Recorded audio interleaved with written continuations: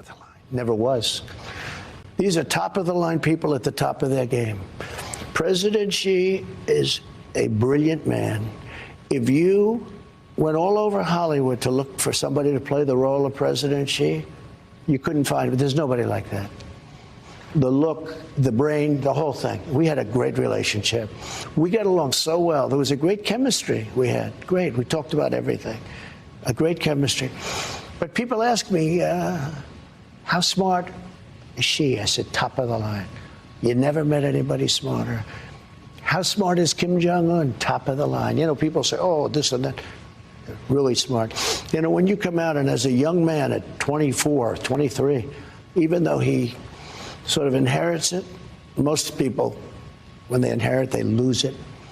And that's easy stuff. He took over a country of very smart people, very, very energetic people, very tough people, at a very young age, and he has total dominant control. That's not easy. These are very smart. Putin, very smart. It takes your breath away. I mean, Joe, it really does. Talking about Xi like a matinee idol, the Hollywood look, the brains, all of it. And we have to remember in the case of Putin, but we can go through all three of those. Putin right now is, for more than a year, conducting a war in which he's killing Ukrainian children. He's killing civilians, attacking their infrastructure. So he's always praised Vladimir Putin, but to do it at this moment in history makes it all the more extraordinary. Well, and Xi has become more dictatorial over the past 5 years. There are two people, I read, two people who just got a small group together to protest in a seaside town, and they're going to jail for over a decade.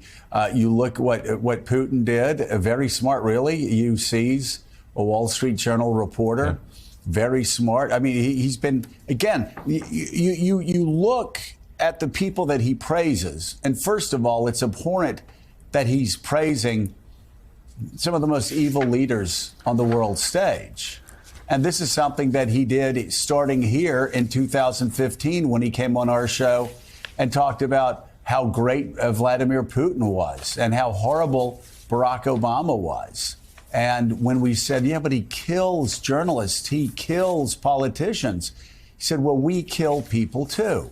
Again, there's something really screwed up in the way he looks at the world. And I must say, very disturbing for the cult-like followers that he still has that will worship a guy who worships the biggest tyrants on the globe. Katty K, on top of that, Donald Trump is alone in calling Vladimir Putin very shrewd, very smart. The guy has wrecked Russia's military. He's wrecked Russia's economy. I don't care what all of these articles say about, oh, it's not as bad as that. No, he's wrecked the economy. He's ruined their trade, at least for now, with Europeans as far as energy goes. He had Europe energy dependent on him. No more. And President Xi, one mistake after another over the past 5 years.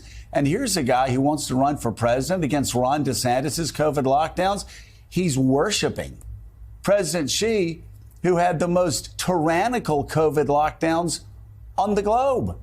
And again, this is, I don't know, is it projection? Is it confession? I'm not sure what, but it is so unbecoming of a former American president, and it speaks to his lust for authoritarian power.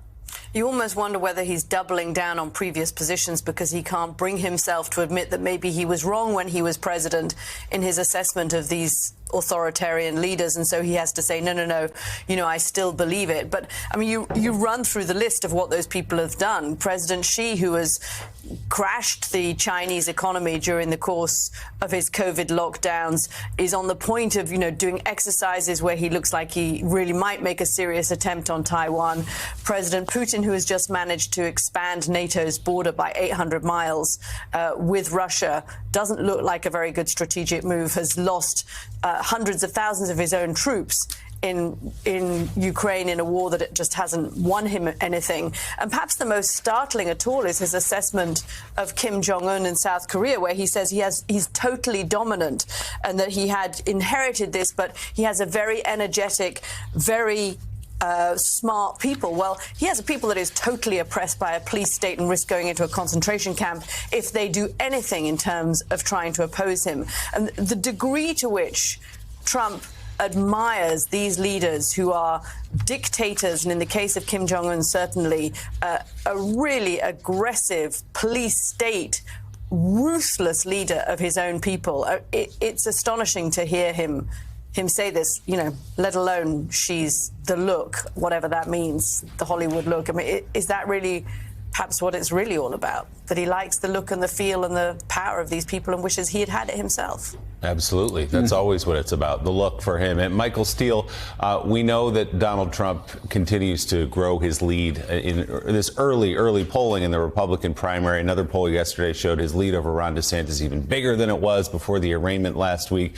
But we also know that ABC Ipsos poll shows broadly he has a 25% favorability rating in the country, talking about Donald Trump, a man running for re-election, not just in a primary, but he has to run in a general election to become president again. When you hear this as a Republican, even if you're a staunch Donald Trump ally, if you're somebody who's maybe looking around a little bit at Ron DeSantis or Nikki Haley or Tim Scott, who we expect to hear get into the race today, what do you do with what you heard last night? I know it's not new, and I know he's given praise to these men before, but is this something you want to run back again another time as president?